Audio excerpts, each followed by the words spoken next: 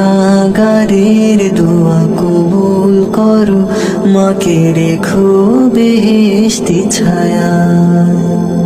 আজ তোমাকে মা মনে পড়ছে খুব, সাজ ঘরে নিভে গেছে যে ধূপ।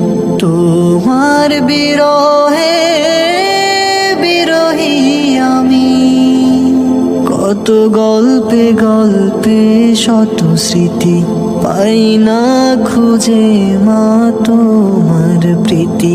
কেমন আছো বলো না তুমি, আফসোস আমারে বলো কেমনে শুধাই।